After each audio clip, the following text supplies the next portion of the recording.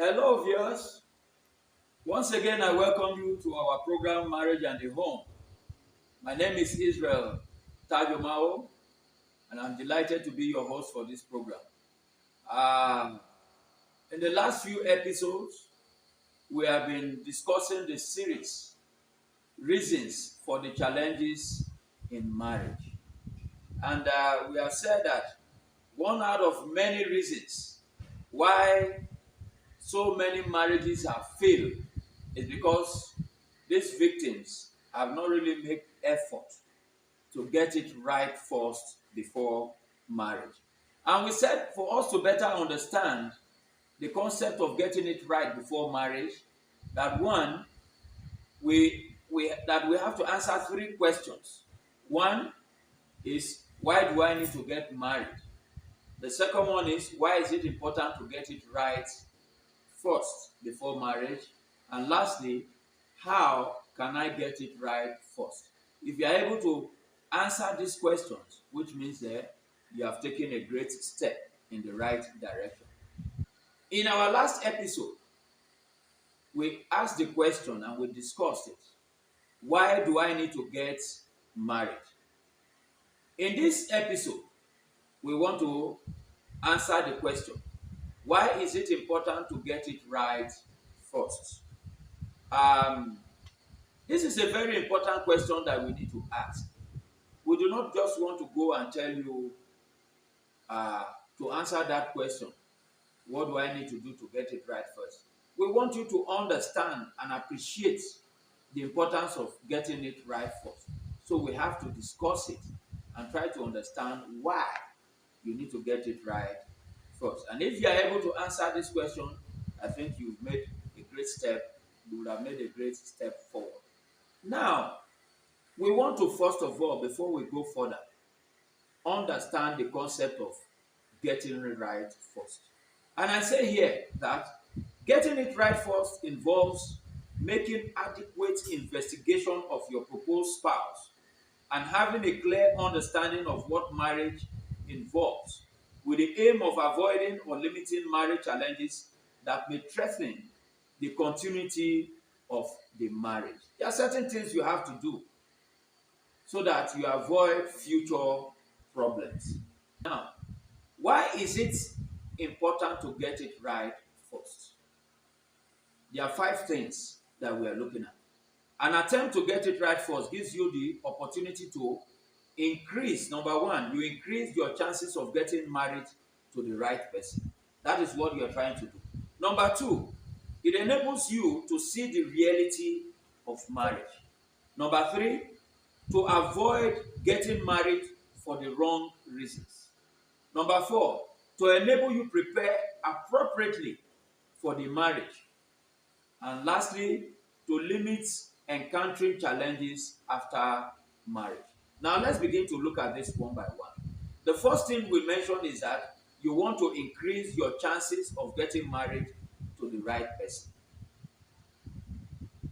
We are having all this discussion so that you get married to the right person. Nobody wants to get married to somebody that will give him problems or give him challenges. Nobody wants to go into a marriage with somebody that will give him domestic or have domestic violence. We want to all be in a happy marriage. So for you to be able to do that, there are certain things you must get right first. You must put all those things in place. We say that when someone is in love, they are unable to see the red flags and flaws. And that is the reality. When somebody is in love, you don't see the fault or the errors or the wrongdoings of that person until when you get into the marriage, and then it is too late and it becomes a problem. When a person is forced into a marriage also, the person has no choice. The person has to carry on. And whatever challenges comes out of that marriage, the person will have to bear. A careful observation of the partner while dating will likely reveal red flags. When you are dating, there's no way you will not see certain things about this person. And these things that you will see are red flags that will inform you that you are taking the wrong steps. So at that point, you are able to take a decision, a very bold, smart decision that will prevent you from going into challenges for life. and you begin to nurse this problem. If you make effort to get it right first, you increase your chances of marrying the right person. You want to marry the right person, so you must make effort to get it right first. Now, to increase your chances of getting married to the right person, you uh, end up when you do that, at the end of the day, if you get married to the right person, you find true love, you find true companionship, you have a violence-free marriage, you have a romantic partner, you have a sensitive partner, you have a compatible partner. I'm sure we understand all these things that I've mentioned, and these are things that we want in marriage. Everybody is happy to have all this. Nobody wants problem in the marriage, So those will help you to increase your chances. Now, number two, to enable you to see the reality of marriage. By the time you begin to do certain investigation about marriage, you begin to see the reality of marriage. As part of making effort to get it right before marriage, you need to understand marriage for what it is. Like we said in the last episode, you need to know what marriage is all about. You are able to understand it and know whether you are taking the right step or not. Making an attempt to get it right will expose you to the reality of marriage.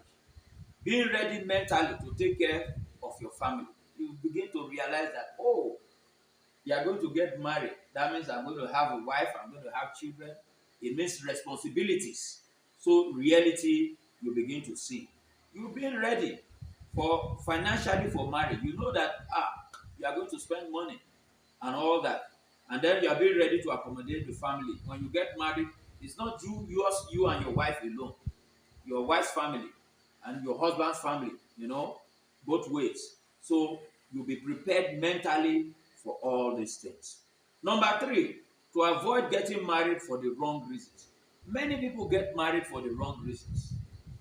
If you want to get it right first, you have to be able to look at certain things clearly and go into the marriage with a clear head, a clear reasoning.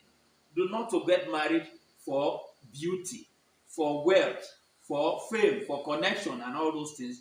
At the end of the day, you begin to realize that those are not the things you should be looking for, and those are not the things that you want. Sometimes we overlook all those things, and then it becomes too late.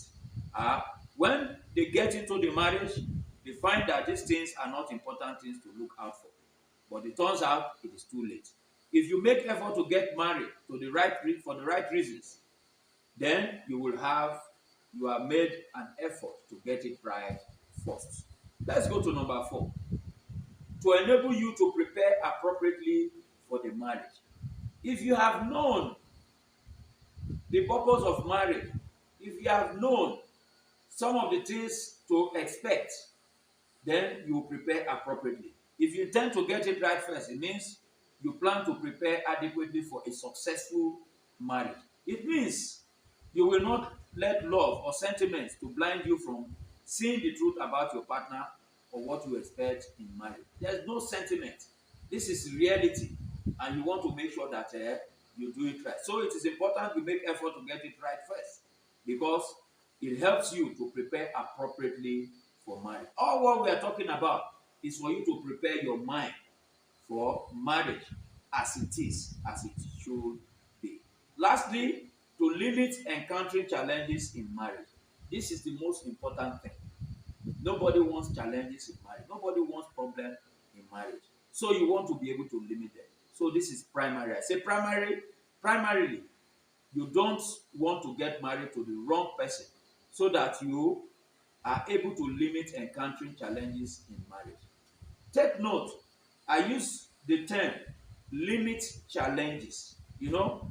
Limit encountering challenges, because you cannot totally remove challenges. Challenges will be there, but for you to understand the kind of challenges you are going to face and how you're going to manage them, that is what is important. Some can be seen and avoided, and some are not associated with the spouse, because you can get married to the person and there are some kind of external influences that will bring about these challenges, or economic situations can bring about these challenges. It's not the fault of any of the partners. Now, how you manage it is what matters. you must manage such challenges. So you must prepare your mind to manage some of the problems that will surface after marriage. That is how marriage is. Challenges will come, but you want to be able to limit these challenges. I want to appreciate you for watching. I want to encourage you to continue to watch. There's so much that I have to offer you. There's so much to learn about marriage. And as you continue to watch, I want to assure you that your marriage will be the better for it. Stay tuned to this station and learn more.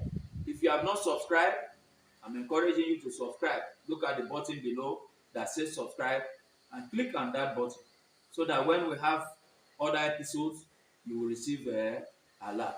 Thank you for watching. May God bless you. May God bless your marriage.